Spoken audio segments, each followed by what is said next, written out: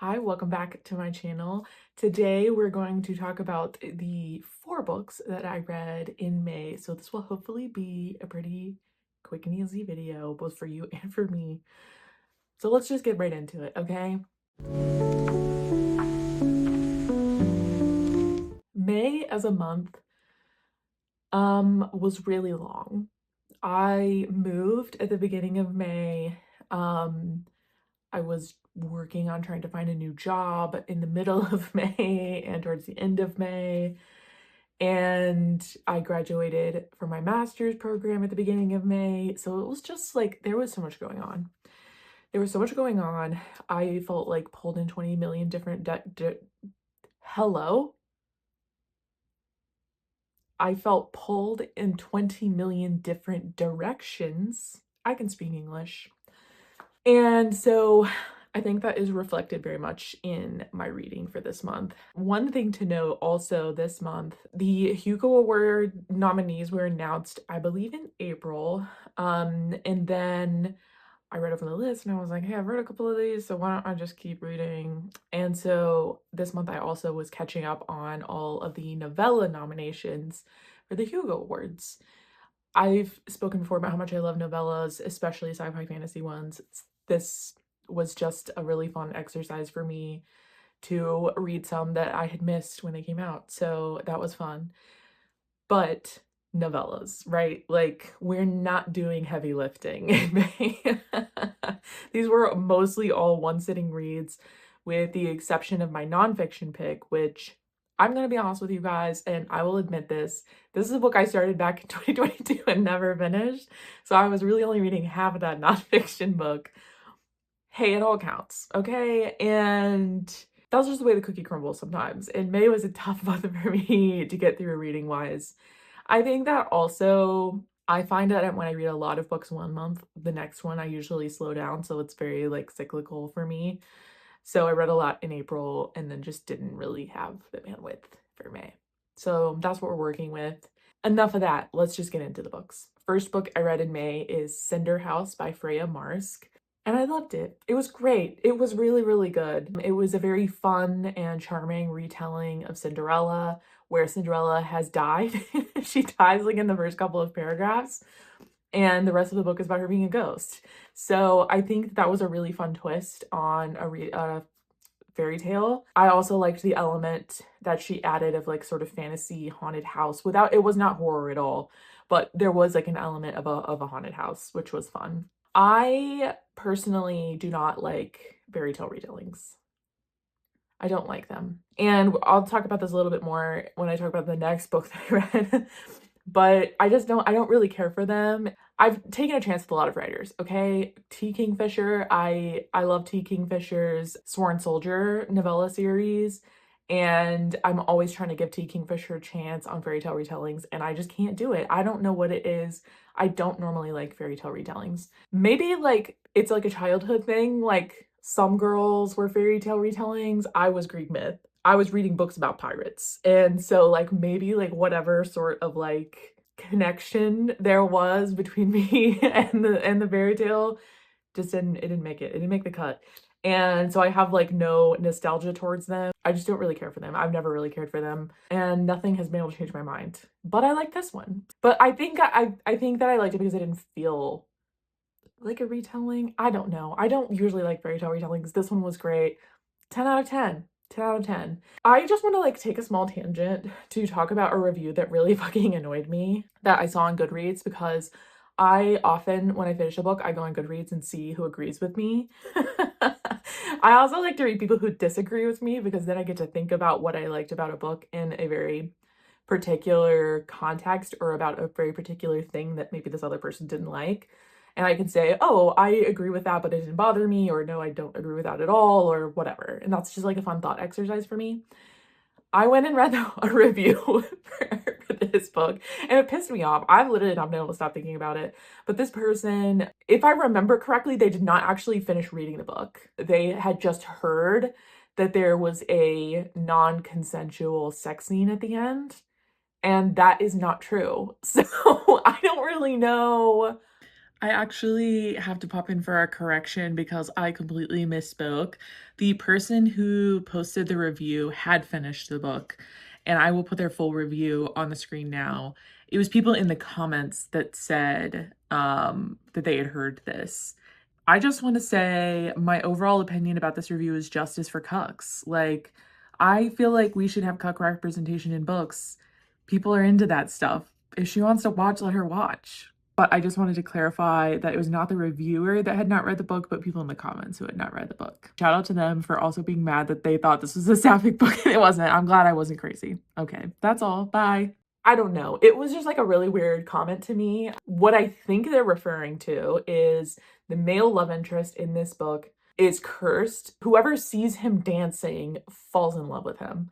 And at the end of the book, spoiler alert, if you're going to read this book, here's your spoiler warning. At the end of the book, we find out that the curse does not work on Cinderella because she's a ghost, and so that's a loophole. But there is an additional female love interest who it does work on. But to me, it was not non-consensual at all because they were already married and in love. And then she sees him dancing and like she feels these, it's like, to me it was like a contact high. Like she already loved him and she already wanted to sleep with him. And so the spell is just like, it just like ramps up her feeling, but like the feeling is already there.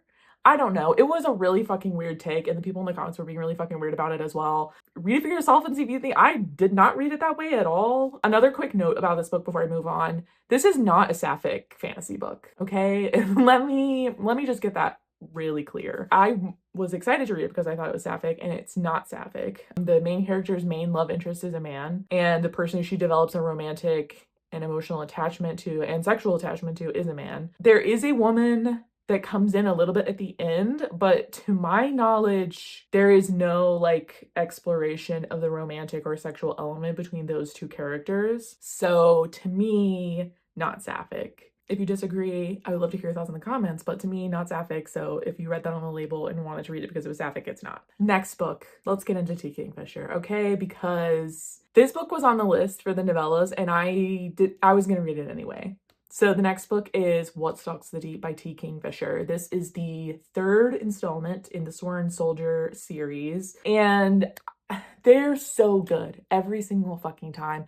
I think T. Kingfisher should hang up her hat on writing anything else and literally just write the Sworn Soldier series. They are so good. And let me tell you what, if the Asterion book is half as good as this series, we're in for it, girls. I just love these novellas. They follow the misadventures of Alex Easton, who is a non-binary adventurer.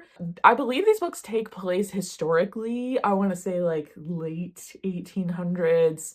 I'm really fuzzy on historical details because I don't care, but the vibes are high. Okay, the vibes are high. Love these books. This book takes place in West Virginia? Yes. The two things for me that really just make these books so incomparable are one, the character of Alex Easton. Alex, these are told in first person point of view, and Alex's narrative voice is so strong. And I think that that's like what always aggravates me about reading other T. Kingfisher books is that like character voice is not there in the same way that like she shows up as Alex Easton. And Alex just has like such this vibrant and funny and wonderful personality, and they're so complex and they're so thoughtful, and they are just like such a wonderful person to share a couple hours with. Like if you're gonna get in somebody's head, get in Alex Easton's head, okay? These books are so good. And the second thing is I think T. Kingfisher writes horror perfectly. This one, there's claustrophobia because it takes place in a Appalachia mining operation. I don't really know what to call the monster in it, but it was horrifying. It was absolutely horrifying. It was so scary. But I don't normally read horror, but I think like the thing that really keeps me coming back to these is like getting to experience the horror with Alex, and Alex's character is just, like I said, just so vivid and so alive that it, like, I'm not scared. I'm with Alex and we're gonna be okay. And I want to know what fucking insane thing they're about to say about what we are experiencing together. I just love it. I love What Stalks the Deep. One of the greatest books I read this year. You can take that one to the bank. Next one, another novella. I'm gonna say something really vulnerable, and I want you guys to not be judgmental, and I want you guys to just come at me with peace and love. I've never read Naomi Novik until now. I read The Summer War.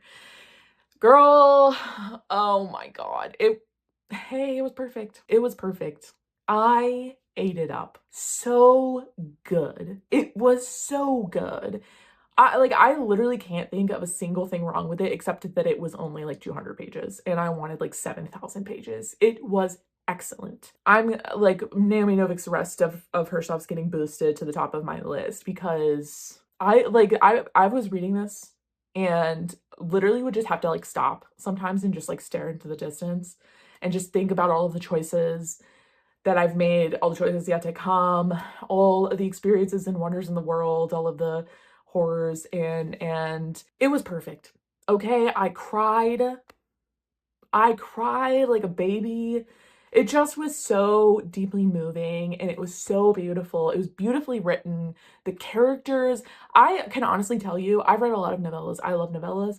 I don't think I've ever read a novella where so many characters are so fully developed. Like with something like T. Kingfisher or Nevo, like that's a series, right? So you have like a couple of books to get to know the main character and to learn about them.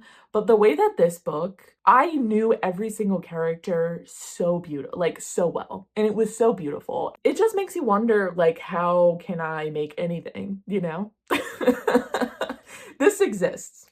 Okay? So how do you what you know? That's one that, like, I wish I could read again for the first time. I don't often have that experience where I'm like, I would give anything to like wipe my brain and read this again. This is one of those books. It was beautiful. It was excellent. It like just a master class in storytelling. I want 17 more of them. Okay? Thank you. Last book that I read is my nonfiction pick for the month of May. I read An Immense World by Ed Yong. So, An Immense World is a nonfiction book about various animal senses. It was so fascinating. I think some of it was like a little bit slow, just because like it's like the nature of nonfiction, right? Where you're just like, or at least me. The reason I made this challenge is because my dumb brain can't pay attention to nonfiction. But there was like some really crazy shit in there. Like, it just made me feel, I think, slightly unsettled. And in the way of like, we really don't know anything really about the animal we share this planet with. And I think it definitely like reinforced this feeling that I have of like this feeling that like we are way too anthropocentric. Hang on, computer, what's the word I'm looking for? I guess anthropocentrism, anthropocentric, anthropocentric, anthropocentric, anthropocentric. And the thing is, if this was written with Greek characters, I would be able to read it just fine. Basically, I feel like this book reinforced my feeling that like we people are way too anthropocentric and we think that our experience of the world is, if not the only experience of the world, it's the only meaningful experience of the world. I read a book a couple of years ago called The Language of the Trees. It was something like that. I'll put it up on here if I have said it completely wrong. I read this book about trees and how they communicate and how they experience the world, and it's really stuck with me. And then I think this book, An Immense World, really kind of reinforced a lot of the feelings that I began to have when I read that book. And I think like it's a very unsettling sensation, right? To be like, the way that I experience the world is not the default, and it's not even in a lot of cases what is the best. And I don't mean that like in belief. I'm talking about like using my eyes. Mechanical process of vision may not actually be the best way to experience the world. And that makes me think like, well, if these shrimp can see all of these other colors, or these other animals can see infrared, like what am I missing on the planet? And it makes me feel like an alien, and it makes me feel like they're aliens, and like it's just a very unsettling feeling. There was a lot of really cool stuff in there, and there was also a lot of stuff that just made me, like, have a little bit of an existential crisis. I think Yang is a really good nonfiction writer. Everything felt very well explained. I could understand everything that he was talking about, even though he was talking about processes and histories and studies that were, like, well beyond my scientific awareness. But he, I think, just did a really brilliant job of showing you that the world is not only bigger than you think, but also more strange. And I think that, like, that kind of sensation is kind of what I was chasing with doing this nonfiction project to begin with. It's not so much to, like, make myself smarter, but, like, just make myself think differently and kind of flex some of those muscles that maybe I don't use very often in thinking about the world and perspectives and all of that kind of stuff. So this book definitely did that, right? Like, I was scared sometimes, okay? I was very scared. I was very, like, pleasantly surprised. I was very amused, and it's just really interesting, you know? And I've always been a person that likes to know how things work, and so it was really interesting to think about how, like, crickets' legs work or how snakes can hear or, like, it just was so, it was so really, really interesting, and I'm glad that I finally was able to finish it. So that is everything that I read in May. I hope I kept this short and sweet. Next month is Pride Month, so we're reading Gay People. I hope you're reading Gay People all the time, but if you're not, I hope you make more of an effort to read Gay People in June. I'll see you at the end of June. I hope you have a wonderful summer. I hope you don't get too hot. I hope in Georgia we get to see the sun again. It's been raining for days and days. My zucchini plants are drowning. Anyway, that's all for me. I'll see you in the next one. Bye bye.